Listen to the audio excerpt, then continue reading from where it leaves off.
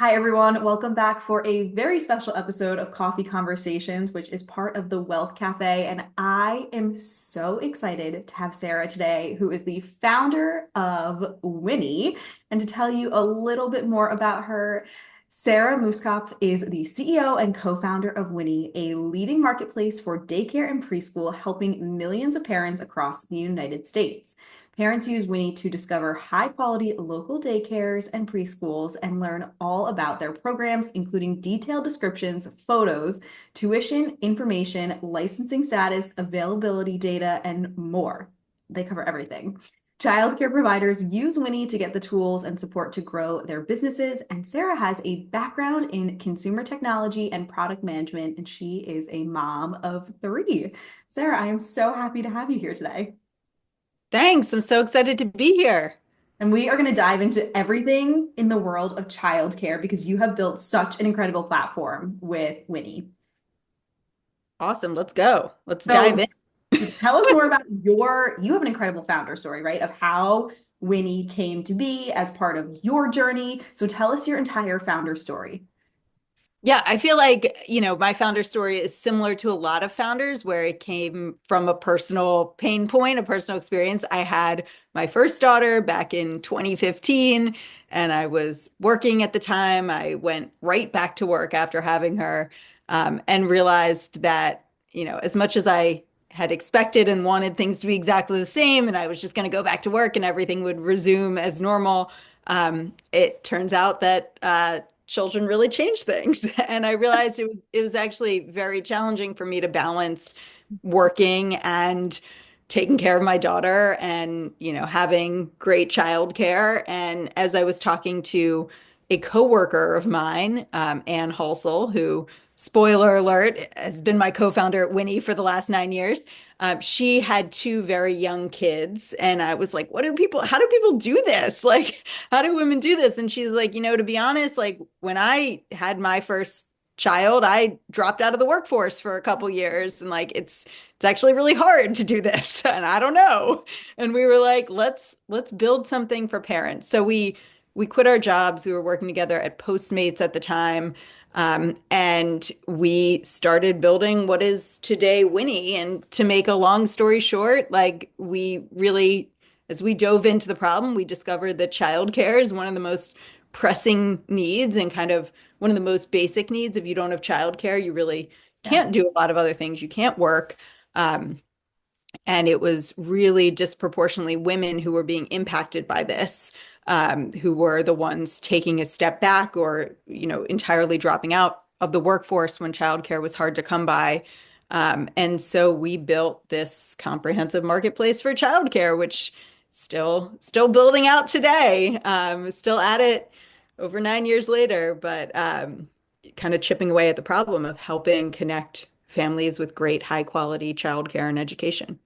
And I think that's even just using the word like high quality, right? Like you're not just sitting here being like, oh, just go find somebody to drop your kid off with because the world has changed as we've seen over the last, we'll call it decade, right? Since you've been in business almost, that it's not the same where, it was funny. I was talking to a client yesterday. It was like, oh, you just, we used to be as kids, you would just run over to the neighbor's house and you were running all over town. Like that's not the same world we live in. And so you need to make sure you have reliable, um, and thoroughly investigated is a strong word, but thoroughly checked caregivers is a big thing that you are providing on Winnie, which is incredible because that saves women.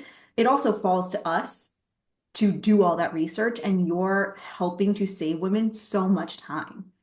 Yeah. So, I mean, childcare and early education, it kind of has like a three-pronged benefit. One, it's a benefit to parents, it allows them to work. And so we call it childcare. But at the same time, it's a benefit to the child. It's early education. It's their first, environment where they're learning surrounded by other caregivers and other children. And I think sometimes we forget that this is actually their first introduction to education.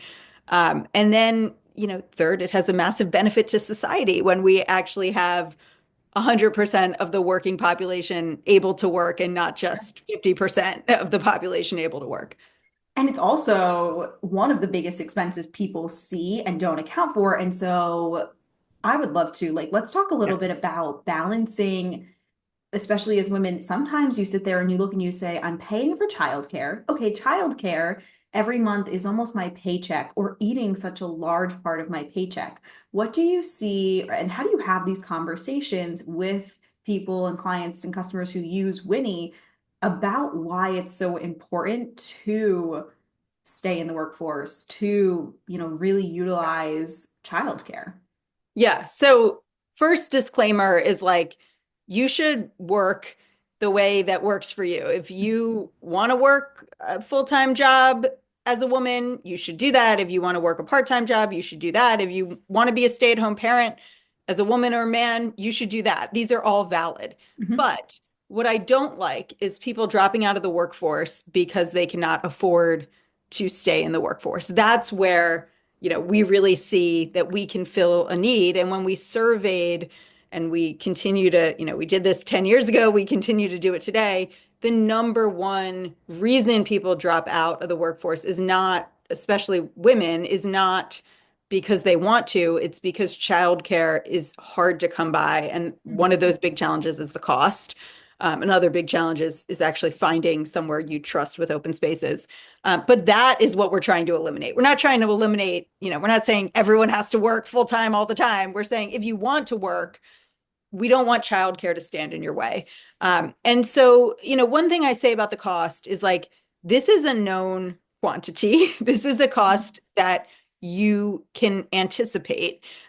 So when it takes people by surprise, like that's, a thing that I'm doing wrong by not getting out there, information about how much it should cost. So by the way, Winnie has a cost calculator. You can go put in the age of your kids, where you live, get a sense of what childcare will cost you. But number two, like you really shouldn't think about it as like, I take home this much after taxes and I pay that much. And therefore, if that differential isn't enough, or maybe it's zero, like maybe all your take home pay goes to childcare, I shouldn't be working.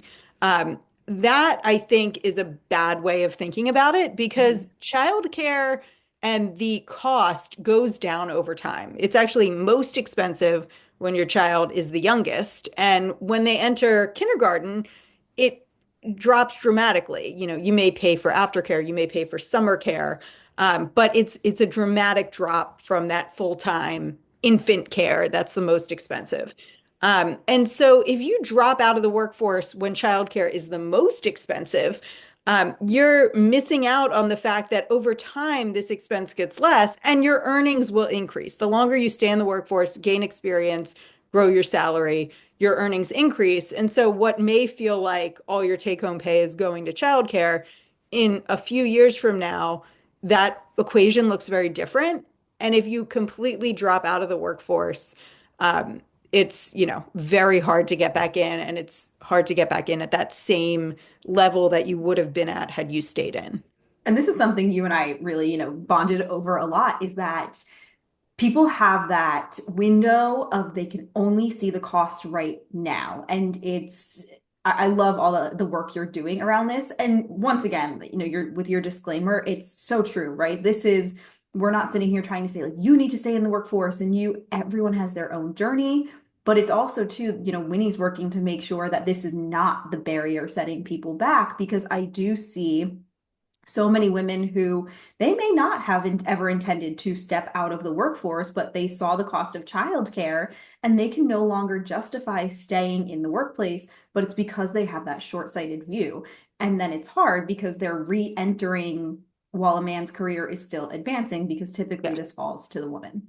So this is still like a privileged thing to say. Like, Mhm. yes, of course you should, you know, pay any amount for childcare because it's a moment in time. But no, here's why I want to defend that statement. You should look at your income as your family's income. So if you have a partner, it is both of your incomes together. And Mhm. then the childcare cost is taken out of that. So you should never, if you have a partner, look at it as just your income. Now, I understand there are some single parents that have to do that. But if you have a partner, it's both of your incomes, and then it's what is childcare costing you. And as long as you can make that math work with two working parents, you should stay in the workforce if you want to stay in the workforce, because you will grow your income over time. and you'll be missing out if you drop out entirely. You're also, a thing I love to remind women is like things may be going very well in your relationship right now, but they may not always in the future. And you also can't predict the future. I mean, someone could pass away. Your partner's job situation could change. The ability to make money and have a career for yourself is just such a valuable asset.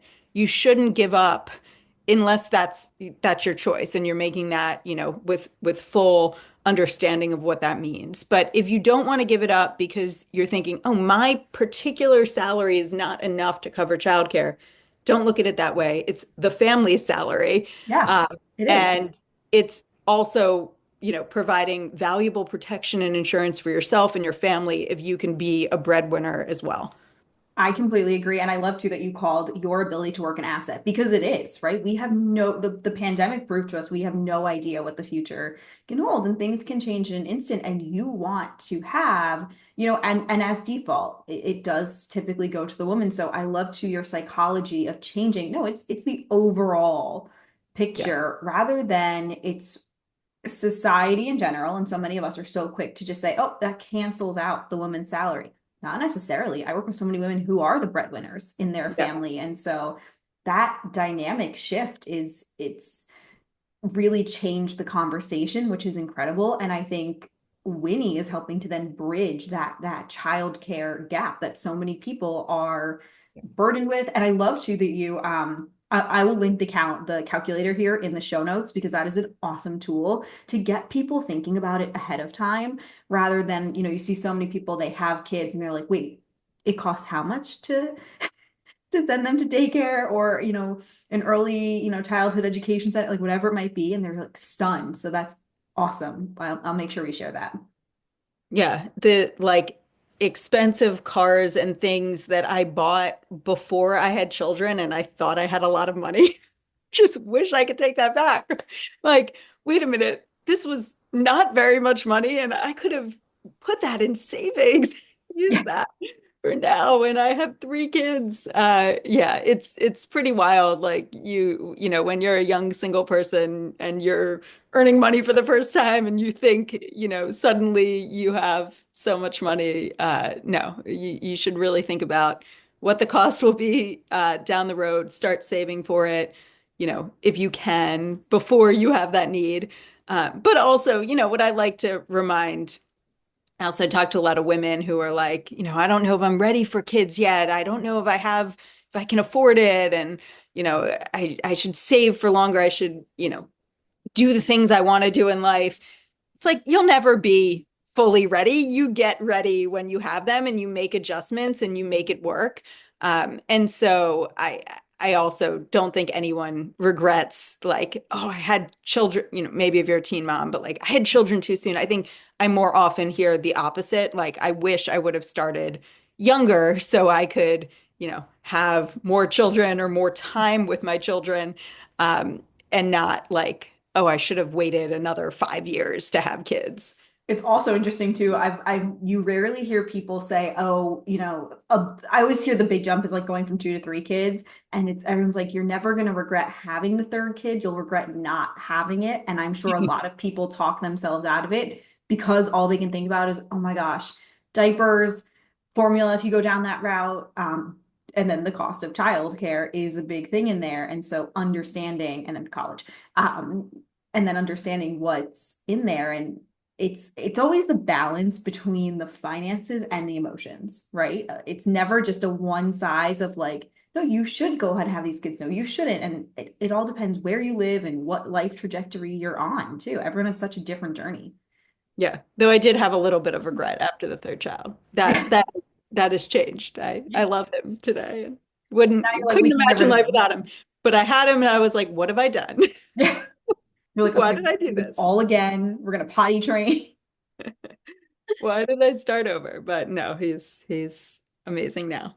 Which let's talk too about so many of the different options now, because I'm sure you've seen it too between your first and third child that the landscape for childcare has changed. So at Winnie, you're covering so many different options when it comes to childcare. So first of all, can you cover everything that Winnie does the research on, and also to the way you've seen this space shift?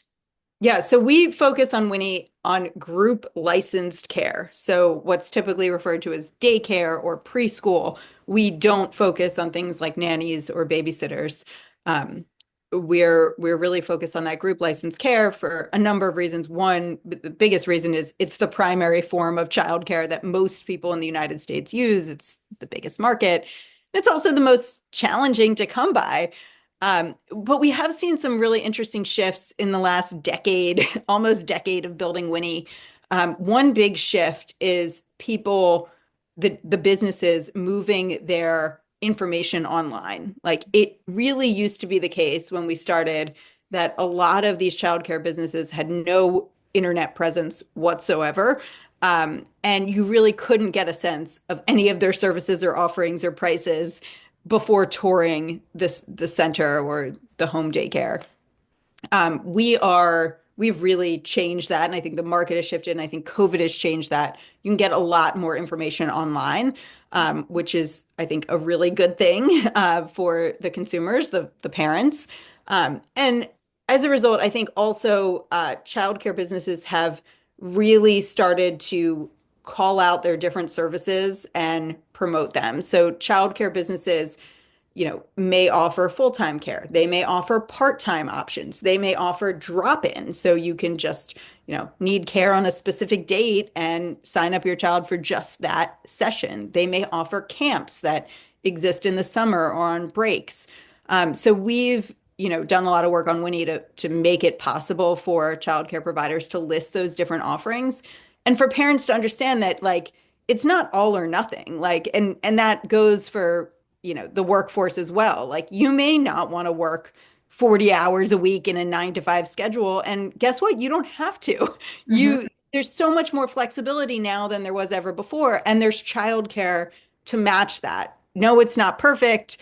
We still have a lot of work to do. But the market is moving in that direction where you don't just need a 9 to 5 job with 8 to 6 childcare to support it. There's plenty of options across the spectrum that you can find and kind of mix and match, make your own adventure when it comes to your work life and your childcare life. Which it is such a shift, right? Like you mentioned the whole like 9 to 5 and the 8 to 6. I personally live in New Jersey where so many people commute to New York City. Eight to Yeah. six for people would never work. Like you by default would have had to have a parent that's home to take care of them. So to Yeah. see how many options exist, and also, you think of school breaks, right? Like what do you do this past holiday season? I know everybody was all over the place because some people had 2 weeks where their kids were home and they're like, what am I going to do? And Yeah. so to have that like drop in option and to see all the different options that you are doing the research for, it's not only, yes, we're doing this research, but I think also educating and opening up to people. Here's what's out there. Yeah. Yeah. And I think, from going back to your topic of like wealth creation and, thinking about your career, like there's it may not be your current employer that offers the most flexibility, but there are options out there, or you can be like me and create your own company if there's not an option that works for you. Yeah. And I think, you may find that you can then design things around how you want to work and what childcare is most available and best for your kids. And so like for me, that means I start my day early in the morning. I end it early so I can be with my kids kind of after school, helping take them to activities. And then I can sign on later at night. And like that's the childcare situation that works for me right now. It changes every year as your kids age and things shift. And having a career that can be flexible as my childcare situation shifts is a huge asset. Which I also encourage people. I remember I used to work for a really large bank in New York City, and it was one of our Perks is that they would provide a certain number of days of care and they had different providers. And then now you can then partner that with Winnie too to look and see, okay, what are the different rankings and who's approved in there. So your workplace may also offer benefits. I believe it's called like backup care for when your kids, they do get sick. It's crazy how that happens, right? Cold and flu season. But so Yeah. to hear that there's those like drop-in options who I personally didn't know that existed because sometimes you do have to go on a business trip or you do have to go away and utilizing your company benefits for those things or starting your own company to create your own benefit is I think a big shift we're seeing post pandemic too. Yeah, the other hack I tell families is like learn about those drop-in options in advance of needing them, especially if it's a home daycare near you that offers drop-in care, and actually establish a relationship with that provider. So on your next school break or, teacher in service day, sign your kids up, have them spend a couple hours there, even if it's not urgent, so that when you do need them because you're going on a business trip or you need to have some kind of other form of childcare that day. You've established a relationship, your kids are comfortable in that camp or drop-in home daycare or drop-in center, and it's much easier than when you need it. So kind of figuring out your stack in Mhm. advance and kind of getting that set up, establishing a relationship or, making your options known to you so that you know and you've kind of vetted who you want to go with for these different drop-in situations or breaks or backup care can just be really valuable for when you need it and you're not scrambling. I love that too. And then my thought as like a an organization person is like you can then have that list of like two or three options where it's but your kids already know the place and you know the staff or the owner or whatever the situation might be. And it's not just that 7 a.m. Oh my gosh, my kids have a snow day, but I don't have to go into the office. What do I do?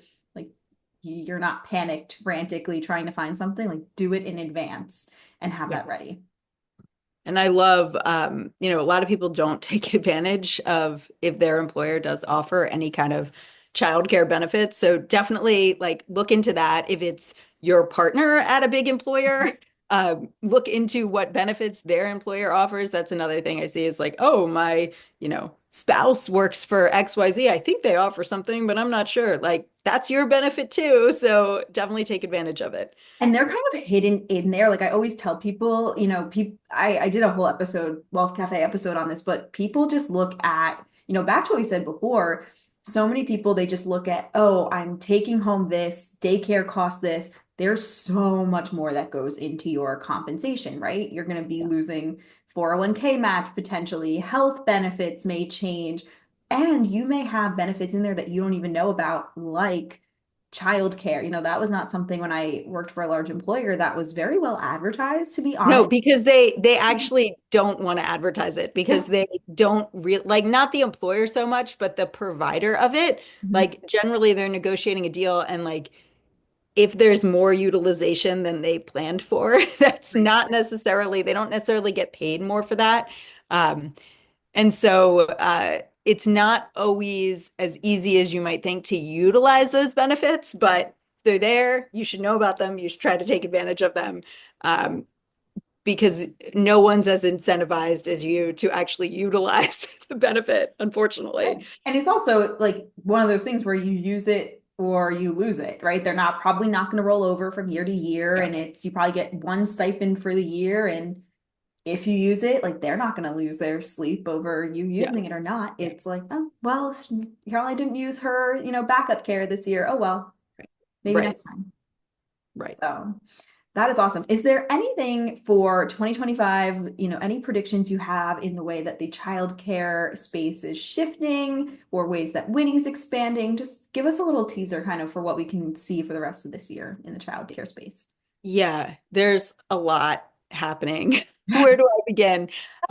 So one of the things we are seeing, and this is very state dependent, but there are many states that are rolling out some kind of version of public pre-K. And generally this means like your 4-year-old year, you have some option. In some states, it's income qualified. In states like California, it's actually available to everyone, and it's rolling out to more and more families every year.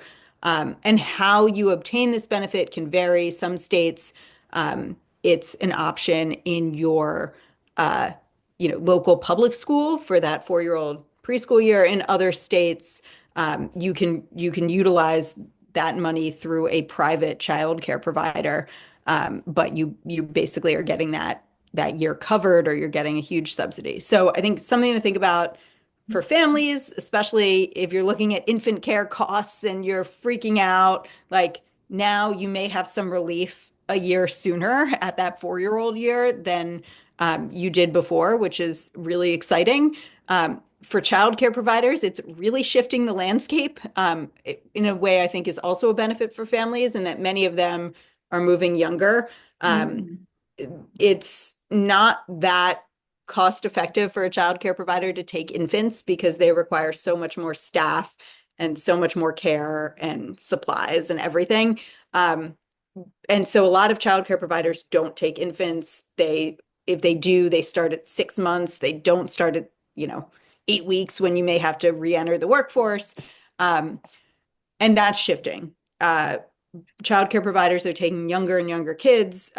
It's a challenge for their businesses, certainly, and something we're really helping with at Winnie, but it's good for families. I think that there's more younger spots opening up in the market, and that's actually becoming, more like these providers are actually competing for the parents rather than like you used to call and everyone had a wait list for years. Now Yeah. that's not the case. They're actually competing for these families because they're losing kind of their older kids. Um, and also, they're losing, families for a number of reasons. Like people may have more flexibility in their jobs, they may not need as much paid care. So the businesses are adapting, and they're adapting in a way that I think is actually good for families and actually good for the market overall, in that they're competing on quality. There's now offerings at different price points, so it'll be interesting to see how it all shakes out. Certainly, like we think it's important that these businesses stay in business and can figure out their efficiencies. They can operate in this new landscape, but I think a lot of what was true a decade ago is not true now, where you can't get a space in childcare. I think that's actually not true anymore. And families, that fear that, and I still hear people talk about, I can't have children because I'm worried I won't ever find childcare. Like that has really changed, and will continue to shift. Interesting. So it's good for parents. It is. And then I mean that's such a full circle too to bring us back to the whole being able to stay in the workplace then and having this space open up so that for the people that do want to stay in the workplace, they are empowered and have the capability to do so. So that is very exciting, and I can't wait to see how it continues to evolve this year and how Winnie is able to evolve and support that as well. I think you've provided such an incredible service and saved people, families, caregivers, everyone so much time by building this platform that I just know I am thankful that it exists. So thankful for all of the work that you and your co-founder have done in the past 9 years, and can't wait to see, we'll say the next 90. Is that you're Yeah, like, I can't work for 90 more years. it's just crazy because time flies. Yeah, And right? it never ends when you're building a company. Like there's always more to do. Yeah, So it's crazy that it's been almost a decade of working on Winnie, and there's no end in sight. But I love what I do, and I always, think about is there's something I'd rather be doing more, and no, there isn't. that's awesome. That's awesome. Well, I like to end on a question that I ask everyone and try to surprise them with a little bit. So, what is one thing that you do every day that makes you feel wealthy? Oh boy. Mhm. Uh, Same reaction every time. And then everyone has the best answer, so don't worry. I mean, I think like my view of wealth has shifted over the years. Like I used to just be about like accumulating money and things, and now, I see time and like time with my family and time to spend on what I enjoy, like as one of the most like it's the thing that you can't just get more of. Like time Yeah. is very finite, and so when I can spend the time on the things I care about, like that to me is the kind of wealth I want to have. And so, the fact that I can work on what I love, but also have flexibility in my job. So when I want to, spend time at my child's school or, Yeah. spend time with them on a school break, I actually can do that. That makes me feel wealthier than any paycheck I could take home possibly could. And that's why I love to ask this question because I am working so hard to shift the focus of wealth is some dollar amount or something. Like everyone has such a different and beautiful view. And that's why I love to ask this question because I completely agree. I think wealth is having that time and that flexibility to do what you want. I think that is the most like, and there's no dollar amount that can replace that in this world. That's so true. Yeah. Well, thank you so much for coming on, Sarah. If people want to connect with you, if they want to be using Winnie, what is the best way to find you and also to start using Winnie? Yeah, so Winnie is easy. It's Winnie.com, like Oh, Winnie the Pooh, but just Winnie.com. And you can find Winnie on all the social media channels available as at Winnie on most of them. I am also on all the social media channels. But I'm a little less interesting than the Winnie account because I just post about the Philadelphia Eagles and other Philadelphia sports teams. So if you're not interested in that, you probably want to follow Winnie. If you are interested in Philadelphia sports, you want to follow me. and we will tag both Sarah and her Philly sports accounts and Winnie in the comments. And we're going to also share, I love that cost calculator resource. So I'm Yes, going to share that please. in here as well. Thank you again, Sarah, for coming on. And to everyone else, thank you for tuning in. And we will see you again soon. Bye. Thank you.